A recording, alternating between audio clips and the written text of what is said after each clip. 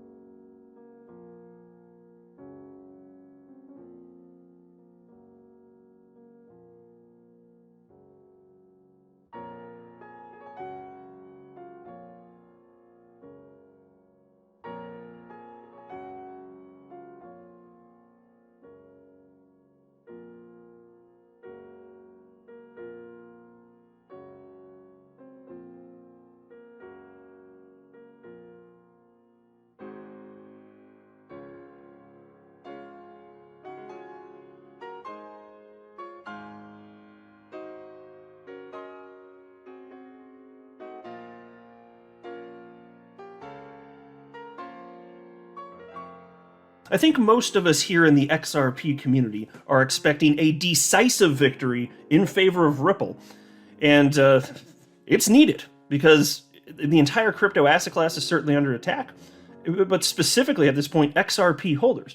Stuart Alderati, who is Ripple's general counsel, so he's their top in-house legal guy, he wrote an article for Real Clear Markets titled, "This will be a decisive year for crypto's future in the United States," and I thought it would make for a nice little Sunday evening video to cover this. Now, before I get into it, I want to share with you what he tweeted out regarding this.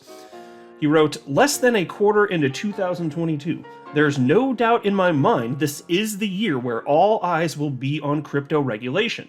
I penned an op-ed for Real Clear Markets on what the crypto industry needs from US policymakers in order to foster American innovation. Just in the past 2 weeks, we've had the executive order and a bipartisan letter, and then he lists a bunch of people in Congress, regarding the SEC's overly burdensome covert campaign against crypto companies." By the way, folks, he is not kidding. There are all sorts of people. It's not like all of government is bad. There are people that are in the government and actually rooting for the long-term viability of crypto, and they're actually some people are actually invested themselves, right? And then he writes, "These policymakers recognize the vast potential of these technologies and the consequences of crypto innovation and talent moving overseas without regulatory clarity. The stakes are high." And it is amazing that the SEC just doesn't seem to give a damn about anything. They just want to light everything on fire. They just want to break everything that all these entrepreneurs have been working on for, in some cases, over a decade. Really grinds my gears, folks. But before going further, I do want to be clear, I do not have a legal or financial background of any kind. I'm not offering legal or financial advice, and you definitely should not buy or sell anything because of anything that I say or write. I'm just an enthusiast who enjoys making YouTube videos about crypto topics, but just as a hobby and just for fun. In we go. Technological progress is often met with resistance. Unfortunately, this obstruction can create a self-fulfilling prophecy where innovation is stifled and competition restrained, all because of the knee-jerk objections from skeptics, incumbents, or the uninformed. By the way, I don't know if this just happened to you, but I just had a vision of Elizabeth Warren flash in my head, and it's like, makes my skin crawl. Anyway, peace continues. This is where we are with crypto today. We have passed the inflection point. People have different views on it, but no one can deny the public interest in and growing usage of these new technologies. But with 2022 being touted as the year of crypto regulations, the industry's future, and America's role in it, are on the line. Will Congress and regulators collaborate with the industry on a rational regulatory framework that protects consumers and markets? Or will the industry continue to be forced to grapple with regulatory ambiguity and inconsistent enforcement? First, it's important to consider the tremendous growth of cryptocurrencies and digital assets over the past several years.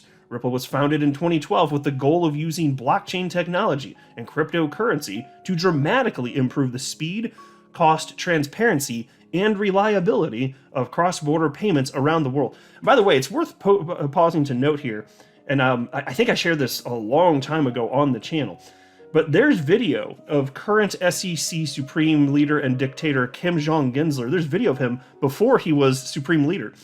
Back in, I think it was 2018, and he was teaching a class at MIT, if I'm not mistaken. But there's video of him doing this, and he's describing the actual utility of XRP. So he understands how it works. He understands that XRP can be used as a bridge currency. And he was absolutely recognizing how useful that is and how it can change the way that money moves around the planet. And so at the time, of course, he didn't know he would one day be running the SEC as SEC chair. And now he's running the SEC, and the SEC is claiming that there is no utility to XRP, but Gensler highlighted it and admitted that it was. Now, fine, back then it is true that he still said that he thought both Ethereum and XRP back then were securities, and I'd take him to task on that comment as well. But still, even just on the idea of utility, he does not dispute that, or at least he didn't back then. Maybe he does now because he's running the SEC, so he has to pretend to change his views, basically. But it is what it is. That's the world that we live in. Peace continues. Blockchain technologies are transforming the way we exchange value and information. The cryptocurrency market roughly quadrupled in 2021, and a majority of chief financial officers surveyed by CNBC agree digital assets are for real. Newsweek reports about 46 million Americans now own cryptocurrency. CoinDesk explores how an increasing number of people of color are participating in crypto after finding themselves locked out of traditional finance. Second is the misguided litigation initiated by the SEC against Ripple in December 2020. Since the SEC's unfounded suit against Ripple was filed, it has become increasingly clear, as we said from the very beginning, that the case is a haphazard attempt to regulate the cryptocurrency and blockchain industry as a whole. Yeah, I'll tell you what, folks. My humble opinion is that the way that the SEC has been going about conducting this case, I mean, just the pretrial stuff, it's like a damn circus. They can't keep track of their own false arguments. And it's just like at times, they take completely opposing viewpoints on various topics. They're basically arguing with themselves. These asshats, they don't know what the hell they're doing. It's like, do you even lawyer, bro? And I think the answer is no for them. Peace continues. The lawsuit against Ripple won't be the last. SEC Chair Gensler has warned of increased enforcement actions against the industry. Ill-conceived ad hoc litigation, instead of orderly rulemaking, hobbles the entire digital asset ecosystem. If there's one lesson of this litigation for the entire cryptocurrency industry and users, it's that regulation by enforcement doesn't provide the regulatory clarity needed by innovators and consumers. Unfortunately, in an effort to advance its own jurisdiction, the SEC seems to prefer what one current commissioner described as pursuing an agenda of strategic ambiguity. That's a quote, folks. Strategic ambiguity. The industry is not asking to be free of regulation. Rather, the industry is clamoring for clear rules of the road to foster innovation and growth around these technologies. Think about this, my friends, my fellow XRP community members. Ripple has been so clear for the entirety of their existence, almost a full decade now, how they want to work with regulators, not against them. They want to work with banks, not against them. And they have been, and they have found some degrees of success. Obviously, there's some degree of clarity.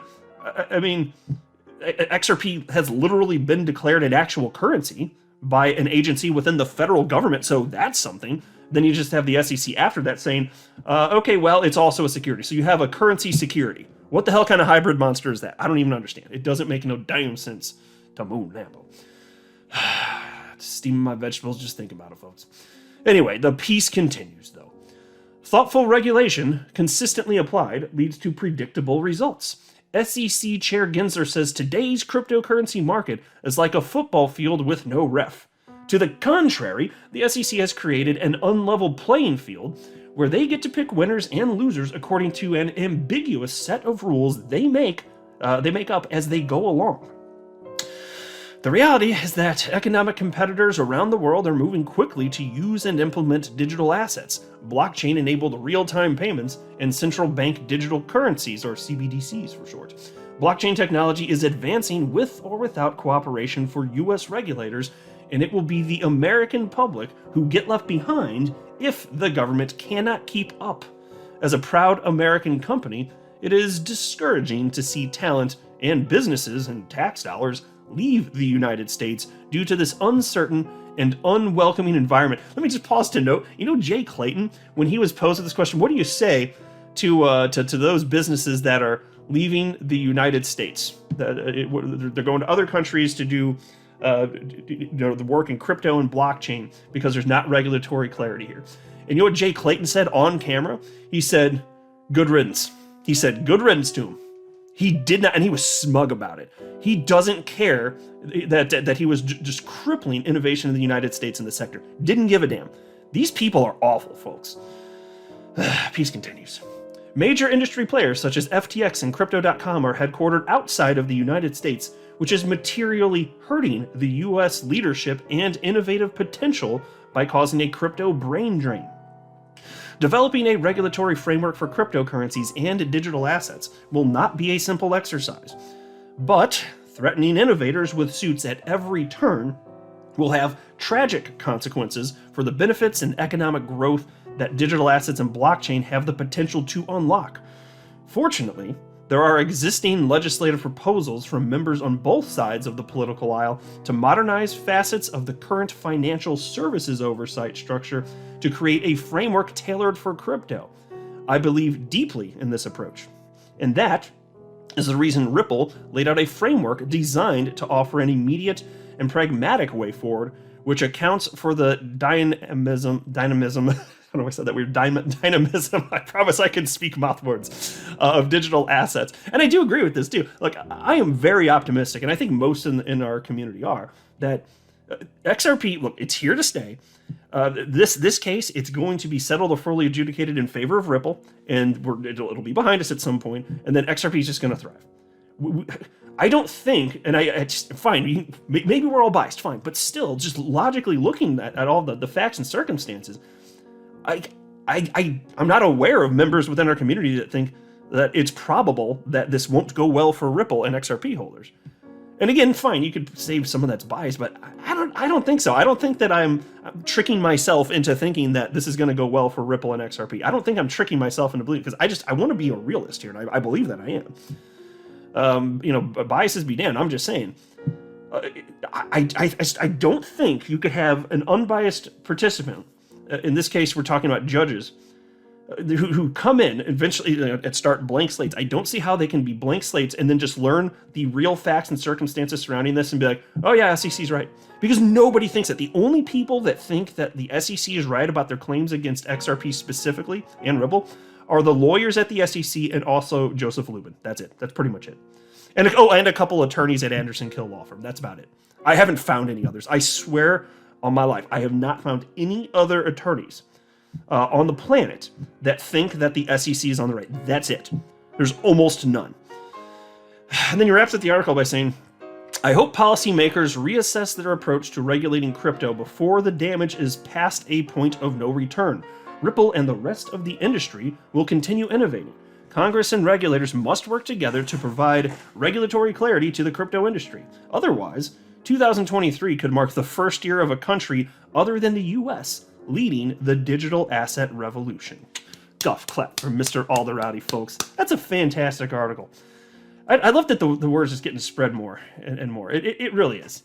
I mean, think about this. I know we wish that even more mainstream media was picking up the story, but some has. I mean, think about all of the mainstream articles. I mean, you're talking about Forbes, New York Post, you're talking about Fox Business Network. Like, Fox Business Network wouldn't pick this up if it were nothing. Like, this is a huge freaking deal. I'm your guy. I will keep you posted. I'm your advocate. I'll be back on a daily basis, usually multiple times per day, with these videos to keep you updated with everything going on. So, I hope you enjoyed the video. If you haven't done so, make sure to hit that subscribe button. Feel free to share any of my videos with your friends, family, social media, or anybody who may care to listen. Thanks so much for your continued support. I'm always here for you. I want to help you through this time. So thank you so much for continuing to choose me. Enjoy your day, stay safe, and I'll catch you again probably in a couple hours. Thanks, everybody. See you later.